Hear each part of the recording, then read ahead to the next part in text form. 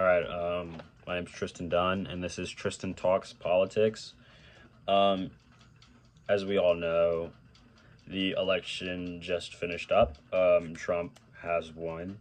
And before I start, I want you to remember that I'm not trying to bash anybody. I'm just trying to simply give my opinion, which I will do here. And if you do want to debate or talk about it, I'm so down. I'm gonna put my Instagram in the bio.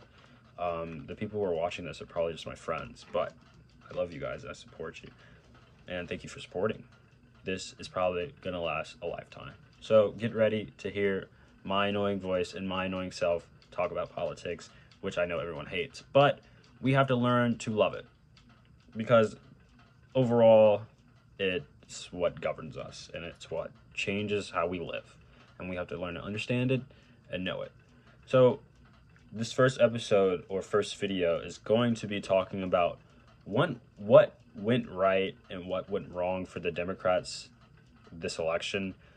We're talking about campaigning, Kamala, Tim Walz, just her campaigning, her campaign. Before I start, I personally think it was a historic campaign. Even though she lost, this has to go down in history as one of the best campaigns for a woman ever. And many women haven't campaigned before for president except Shirley Chisholm and another woman I forget, which I will research later. But to come this close to being president of the United States as a Black, Asian American woman, it's honestly, it's insane. And we should give Kamala her flowers, and we should also respect the results of the election. Thank you. But we're going to start with what worked. So Kamala managed to run a good campaign, in my opinion. Her situation wasn't the best. Biden dropped out and endorsed Kamala, and Kamala had about, I'd say, 3 months to get it together. Trump, on the other hand, no one knows how long he was planning to, or what he was planning when he decided to run again. But Kamala had a short amount of time to get stuff together rather than other candidates and other elections. Messaging and her policies in the short amount of time were put together really well. I know her first couple of campaigns, some people complained that she didn't have any policies, so why are we voting for a woman, or why do you want me to vote for a woman who doesn't have policies or who doesn't know what they're saying? But she got it together, talked about her policies, put her policies on the internet. All you had to do was open her article or search up her website, KamalaHarris.com. But the way she prepared herself was really well in the short amount of time. I think dropping focus on identity politics was amazing. Not focusing on the first woman to become president was the right move, because no one cares that, well, in my opinion, no one cares if you're campaigning for the president that you're the first woman to become president, because they see who you are. They see what you look like. They see that you are a woman. They know, they care about what you will do for America. For Tim Walz, great pick in my opinion.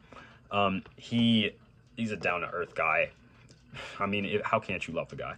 The results don't really show it, but his messaging seemed to be effective with the moderate voters, and he's just a super likable guy. Like, how can't you not like a guy who turns a rally into a pep talk? that was amazing.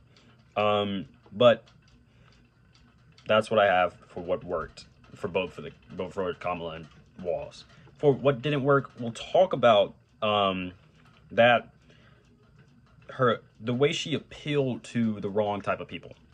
She wasted months, in my opinion, trying to appeal to never Trump voters, or never Trump or / moderate voters, which turns out they don't exist. I'm gonna put up a infographic of whatever over my hand, over whatever I was just talking about it. But I feel like we wasted time trying to appeal to people who knew they were going to vote for Trump or moderates who knew they were going to vote for Trump, but didn't explicitly say that they were going to vote for Trump, if you know what I mean. It was, and if it worked, the turnout was never going to make a difference. The turnout of those moderate voters, those never Trump voters, was never going to make a difference. Targeting women and abortion, probably every Democrat politician runs on abortion. It's what they do. But it wasn't what Kamala did. It wasn't enough to bring in the woman vote she needed, especially white women. Something about white women that she didn't bring enough of the vote for white women, Latino women, and black women had her back because, of course, but she didn't bring enough of the vote of the women demographic. And I feel like we could have executed that better. I feel like she could have executed that better. I feel like the Democratic Party could have executed that better. The only problem with the Democratic Party is that we're not patriotic. We're not the Republican Party where we don't stand on nationalism. We rather stand on ideas. That's why people like the Republican Party so much, because they want to feel proud of their country. Democrats want you to feel proud of their country, but they want you to have some logic behind it. And I'm not saying that Republicans don't have logic behind it, but they have a better way of showing nationalism to the country and campaigning on it, which I think Democrats should do that. We also had a tough time trying to appeal to, as I said before, Latino men and black men. That it was so tough that most of them, 60% of the Latino men, went to the right.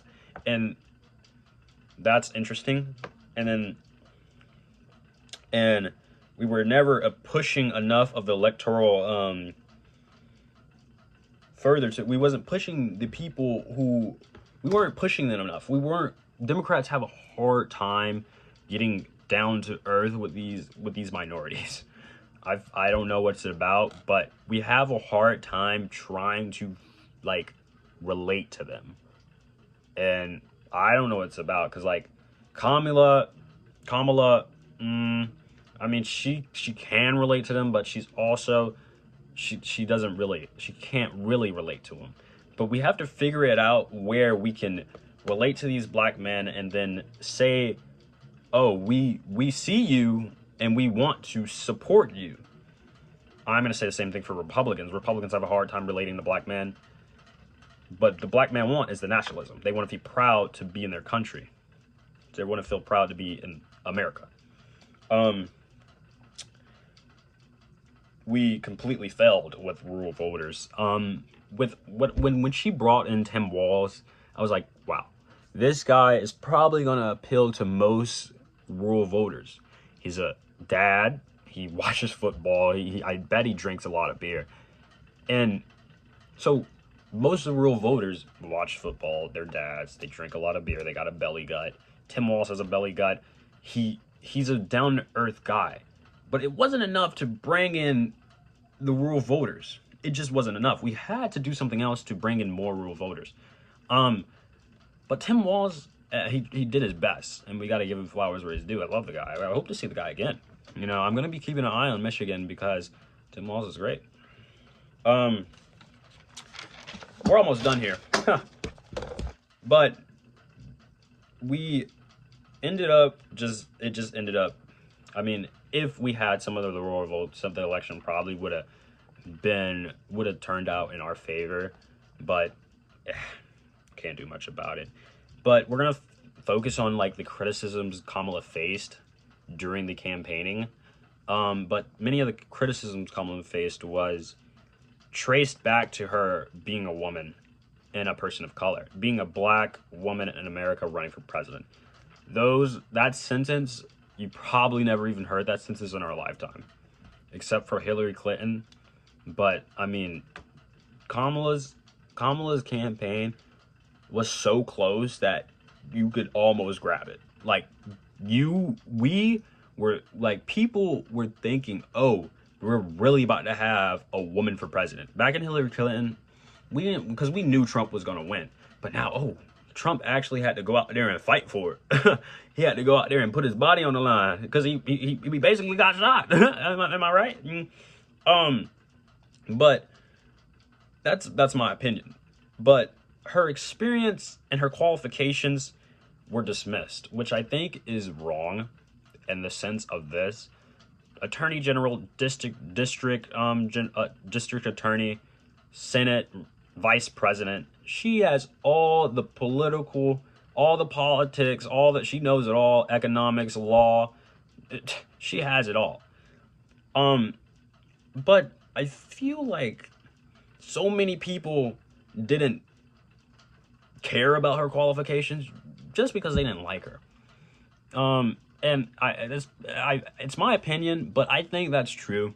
If you ask 10 people what they thought of Kamala, you wouldn't hear nice things.